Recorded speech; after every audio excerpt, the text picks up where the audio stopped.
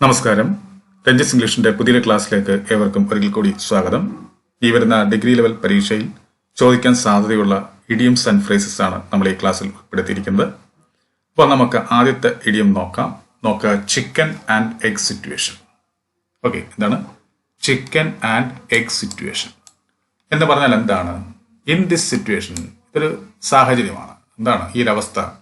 It is undecided, തീരുമാനിക്കപ്പെടുന്നില്ല. Who came first, ആരാണ് ആദ്യം വന്നതെന്നും, and who is the cause of the other, ആ പറയുന്ന വ്യക്തിയുടെ അല്ലെങ്കിൽ മറ്റൊരാളുടെ വരവിന് കാരണമായത് ആരാണ്, അങ്ങനൊരവസ്ഥ. ഓക്കെ, ഉദാഹരണത്തിന് ക്യൂരിയോസിറ്റിയിൽ നിന്നാണോ നോളജ് ഉണ്ടായത്, അതോ ക്യൂരിയോസിറ്റി ആണോ ആക്ച്വലി നോളജ് ഗെയിൻ ചെയ്യാൻ കാരണമാകുന്നത്? ഓക്കെ, ഇപ്പൊ ക്യൂരിയോസിറ്റിയിൽ നിന്നാണോ അറിവുണ്ടാകുന്നത്, അതോ അറിവ് ശേഖരിക്കാൻ കാരണമാകുന്നത് നമ്മുടെ ക്യൂരിയോസിറ്റിയാണ്? ഇങ്ങനെയൊക്കെയുള്ള അവസ്ഥ, സംശയങ്ങളും ഒക്കെ ഉണ്ടല്ലോ, വല്ലാത്ത ഇങ്ങനെയുള്ള സിറ്റുവേഷൻ, അങ്ങനെ ഒരു അവസ്ഥയെ നമ്മൾ ചിക്കൻ ആൻഡ് എഗ് സിറ്റുവേഷൻ എന്ന് പറയുന്നത്. അപ്പോൾ അങ്ങനെ പറഞ്ഞിട്ട് അവർ പറയുകയാണത് anyway it is a chicken and egg situation. അപ്പോൾ നമ്മൾ അങ്ങനെ കൺഫ്യൂഷൻ വരുമ്പോൾ നമുക്ക് പറയാം anyway it is a chicken and egg situation. Okay, അപ്പോൾ അത് വ്യക്തമല്ലോ.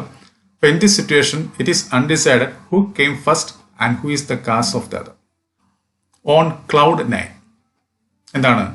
എക്സ്ട്രീംലി ഡിലൈറ്റഡ് എന്നാണ്. എന്താണ്? Extremely delighted. Example, I was very tensed before my exam. പരീക്ഷയ്ക്ക് തൊട്ടും വളരെ ടെൻസ്ഡ് ആയിരുന്നു. But I was on cloud 9 when I finished my exam. എന്നാൽ പരീക്ഷ എഴുതി കഴിഞ്ഞപ്പോഴത്തേക്കും ഞാൻ എന്തായി? ഭയങ്കര സന്തോഷവാനായി. കാരണം എന്താ? ടെൻഷൻ അടിച്ചതിൻ്റെ അത്രയും കുഴപ്പമില്ലായിരുന്നു, പഠിച്ചതെല്ലാം വന്നു. ഓക്കെ, അപ്പോൾ അതാണ് ഈ ഓൺ ക്ലൗഡ് 9 കൊണ്ട് ഉദ്ദേശിക്കുന്നത്, എക്സ്ട്രീംലി ഡിലൈറ്റഡ്. ഇനി അടുത്ത് അണ്ടർ എ ക്ലൗഡ്. എന്താണ്? ബീയിങ് അണ്ടർ സസ്പിഷൻ, നമ്മൾ ആരുടെയെങ്കിലും സംശയത്തിന് പാത്രമാവുക അല്ലെങ്കിൽ സംശയത്തിന് കാരണമാവുക, അതാണ് അണ്ടർ എ ക്ലൗഡ് കൊണ്ട് ഉദ്ദേശിക്കുന്നത്.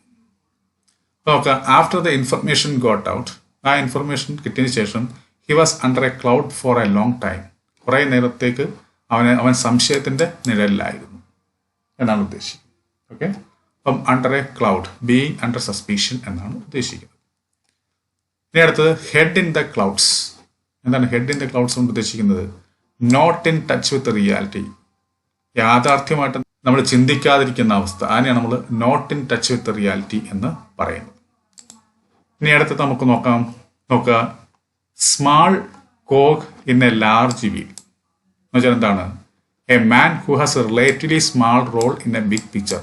വലിയൊരു സിനിമയോ എന്തെങ്കിലും ആയിക്കോട്ടെ, അതിനകത്ത് വളരെ ചെറിയ റോൾ, താരതമ്യേന ചെറിയ റോള് കിട്ടുന്ന ആളിനെ നമ്മൾ എന്ത് പറയുന്നത്?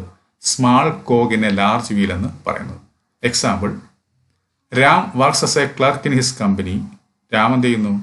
ആ ഒരു കമ്പനിയിൽ വർക്ക് ചെയ്യുകയാണ്. His work is like A small cog in a large wheel. അവൻ്റെ വർക്ക് എന്ന് പറയുന്നത് ഈ പറയുന്നത് പോലെയാണ്. മറ്റുള്ളവരെയൊക്കെ വെച്ച് അപേക്ഷിച്ച് നോക്കുമ്പോൾ വളരെ ചെറിയ ജോലിയാണ്. ഓക്കെ, അപ്പോൾ അതാണ് small cog in a large wheel എന്ന് പറയുന്നത്. ഇവിടെ ബിഗ് പിക്ചർ കൊണ്ട് ഉദ്ദേശിക്കുന്നത് സിനിമ മാത്രമല്ല, മൊത്തത്തിലുള്ള കാര്യത്തിനാണ് നമ്മൾ പറയുന്നത്. അപ്പോൾ നമ്മൾ ഈ ക്ലാസ്സിൽ വ്യത്യസ്തങ്ങളായിട്ടുള്ള 5 ഇഡിയമാണ് നമ്മൾ പഠിച്ചത്. ചിക്കൻ ആൻഡ് എഗ് സിറ്റുവേഷനും, അതുപോലെ തന്നെ ഓൺ ക്ലൗഡ് 9ഉം, അണ്ടർ എ ക്ലൗഡും, ഹെഡ് ഇൻ ദ ക്ലൗഡ്സും, അതുപോലെ തന്നെ small cog in a large wheel. Okay, അപ്പോൾ എന്തായാലും ഇത് നിങ്ങൾക്ക് മനസ്സിലായെന്ന് ഞാൻ കരുതുന്നു. തീർച്ചയായിട്ടും ഇതൊക്കെ പരീക്ഷയ്ക്ക് ചോദിക്കാൻ സാധ്യതയുള്ള ഇഡിയംസ് ആൻഡ് ഫ്രേസസ് ആണ്. അപ്പോൾ എന്തായാലും ഈ വരുന്ന പരീക്ഷയിൽ നിങ്ങൾക്ക് നല്ല വിജയം ഉണ്ടാകട്ടെ എന്ന് പ്രാർത്ഥിച്ചുകൊണ്ട് നിർത്തുന്നു. നന്ദി, നമസ്കാരം.